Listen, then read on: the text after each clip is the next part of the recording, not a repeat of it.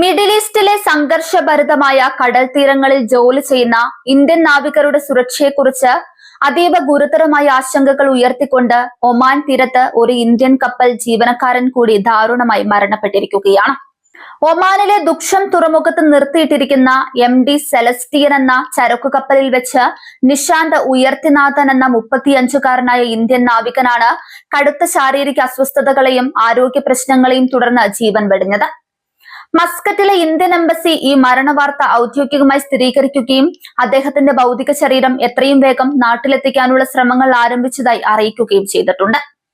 എന്നാൽ ഈ മരണത്തിന് പിന്നാലെ കപ്പൽ ജീവനക്കാരുടെ സംഘടനയായ forward siemens union of India ഉന്നയിച്ച ഗുരുതരമായ ആരോപണങ്ങൾ രാജ്യാന്തര തലത്തിൽ തന്നെ വലിയ വിവാദങ്ങൾക്കാണ് വഴിതിരിച്ചുവിട്ടിരിക്കുന്നത്.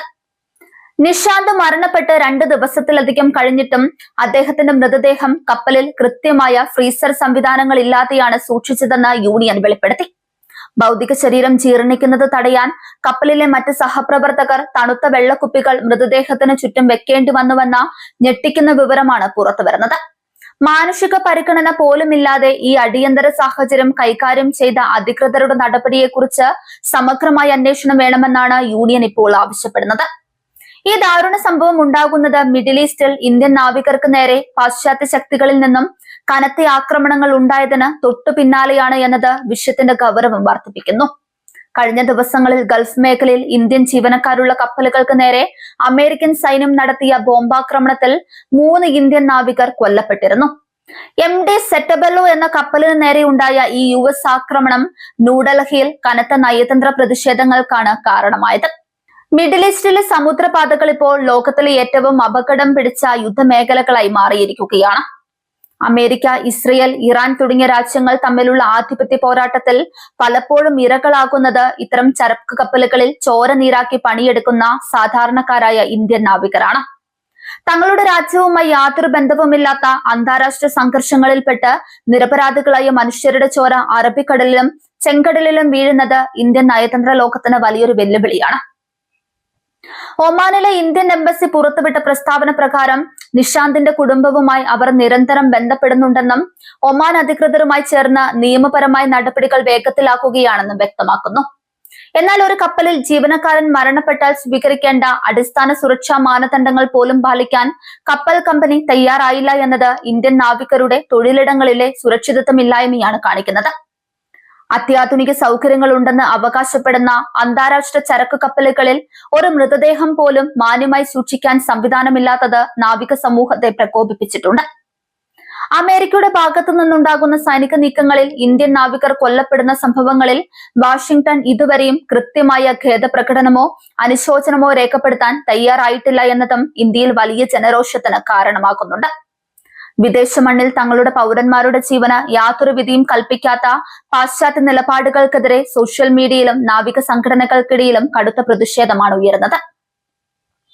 ഇന്ത്യൻ വിദേശകാര്യ മന്ത്രാലയം ഈ വിഷയത്തിൽ കടുത്ത നിലപാടിലേക്ക് നീങ്ങുകയാണെന്നാണ് സൗത്ത് ബ്ലോക്കിൽ നിന്നുള്ള സൂചനകൾ വ്യക്തമാക്കുന്നത്. ഒമാൻ തീരത്തുണ്ടായ മരണവും അമേരിക്കൻ ആക്രമണത്തിൽ നാവികർ കൊല്ലപ്പെട്ട സംഭവവും ഒന്നിച്ചു ചേർത്ത് വെച്ച് അന്താരാഷ്ട്ര സമുദ്ര സംഘടനകളിൽ ഇന്ത്യ ശക്തമായ ഉത്കണ്ഠ രേഖപ്പെടുത്തും. നിഷാന്തിന്റെ മൃതദേഹത്തോട് കപ്പൽ അധികൃതർ കാണിച്ച അനാദരവ് ഇന്റർനാഷണൽ ട്രാൻസ്പോർട്ട് വർക്കേഴ്സ് ഫെഡറേഷന്റെ ശ്രദ്ധയിലും പെട്ടിട്ടുണ്ട്. കപ്പലുകളിൽ ജീവനക്കാരുടെ മരണമുണ്ടായാൽ കൃത്യമായ മെഡിക്കൽ പ്രോട്ടോകോൾ പാലിക്കാത്ത കപ്പൽ ഉടമകൾക്കെതിരെ കടുത്ത നിയമ നടപടികൾ സ്വീകരിക്കണമെന്ന് അവർ ആവശ്യപ്പെടുന്നു. തണുത്ത വെള്ളക്കുപ്പികൾ വെച്ച് ഒരു മനുഷ്യന്റെ ശവശരീരം ജീർണിക്കുന്നത് തടയാൻ ശ്രമിക്കേണ്ടി വന്ന സഹപ്രവർത്തകരുടെ മാനസികാവസ്ഥ എത്രത്തോളം ദയനീയമായിരിക്കുമെന്ന് നാവിക സംഘടനകൾ ചൂണ്ടിക്കാണിക്കുന്നുണ്ട്. ഗൾഫ് മേഖലയിലെ സമുദ്ര സുരക്ഷ പൂർണ്ണമായും തകർന്ന നിലയിലാണ് നിലവിലുള്ളത്. അമേരിക്കൻ യുദ്ധക്കപ്പലുകൾ ഇറാന്റെയും മറ്റ് സായുധ ഗ്രൂപ്പുകളുടെയും നീക്കങ്ങളെ പ്രതിരോധിക്കാൻ എന്ന പേരിൽ നടത്തുന്ന മിസൈൽ പ്രയോഗങ്ങൾ പലപ്പോഴും ലക്ഷ്യം തെറ്റി വാണിജ്യ കപ്പലുകളിലാണ് പതിക്കുന്നത്. കേരളം ഉൾപ്പെടെയുള്ള ഇന്ത്യൻ തീരദേശ സംസ്ഥാനങ്ങളിൽ നിന്നുള്ള അനേകം യുവാക്കളെയാണ് മർച്ചന്റ് നേവിയിൽ ജോലി ചെയ്യുന്നത്. ഒമാൻ തീരത്തെ ഈ പുതിയ മരണ വാർത്തയും അമേരിക്കൻ ആക്രമണങ്ങളുടെ വാർത്തകളും നാട്ടിലുള്ള അവരുടെ കുടുംബങ്ങളിൽ കടുത്ത ആശങ്കയാണ് പടർത്തിയിരിക്കുന്നത്. തങ്ങളുടെ മക്കൾ കടലിൽ സുരക്ഷിതരാണോ എന്ന് ഉറപ്പുവരുത്താൻ കേന്ദ്ര സർക്കാർ അടിയന്തരമായി ഇടപെടണമെന്നാണ് നാവികരുടെ മാതാപിതാക്കൾ ആവശ്യപ്പെടുന്നത്. അമേരിക്കൻ ആക്രമണത്തിനിരയായ MT സെറ്റബെല്ലോ കപ്പലിലെ നാവികരുടെ മരണവുമായി ബന്ധപ്പെട്ട് ഇന്ത്യ ഇതിനകം തന്നെ വാഷിംഗ്ടണിലെ തങ്ങളുടെ എംബസി വഴി ശക്തമായി പ്രതിഷേധം അറിയിച്ചിട്ടുണ്ട്. സാധാരണക്കാരായ നാവികർ സഞ്ചരിക്കുന്ന കപ്പലുകളെ ആക്രമിക്കുന്നത് അന്താരാഷ്ട്ര നിയമങ്ങളുടെ ലംഘനമാണെന്ന് ഇന്ത്യ വ്യക്തമാക്കുന്നു.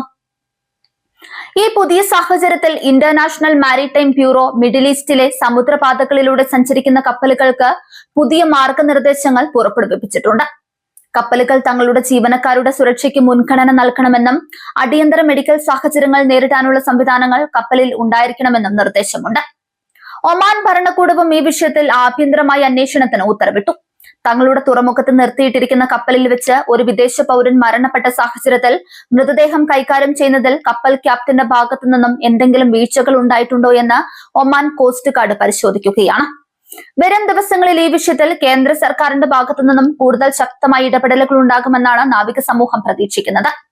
ഒമാൻ തീരത്ത് നിഷാന്ത് എന്ന യുവ നാവികന്റെ മരണവും അതിനെ തുടർന്നുണ്ടായ വിവാദങ്ങളും മിഡിൽ ഈസ്റ്റിലെ സമുദ്ര സുരക്ഷ എത്രത്തോളം തകർന്നിരിക്കുന്നു എന്നതിന്റെ കൃത്യമായ കണ്ണാടിയാണ്. അമേരിക്കയുടെ സൈനിക അഹങ്കാരത്തിന് മുൻപിൽ ഇന്ത്യൻ ചോര വീഴുന്നതും മറുഭാഗത്ത് കപ്പൽ കമ്പനികളുടെ ക്രൂരമായ അവഗണന കാരണം നാവികർക്ക് ഈ ഗതി വരുന്നതും ഒരുപോലെ അപലപനീയമാണ്. വരും നാളുകളിൽ തങ്ങളുടെ പൗരന്മാരുടെ ജീവൻ സംരക്ഷിക്കാൻ ഇന്ത്യ നടത്തുന്ന നയതന്ത്ര നീക്കങ്ങൾ അതീവ നിർണായകമായിരിക്കുമെന്നതിൽ യാതൊരു സംശയവുമില്ല.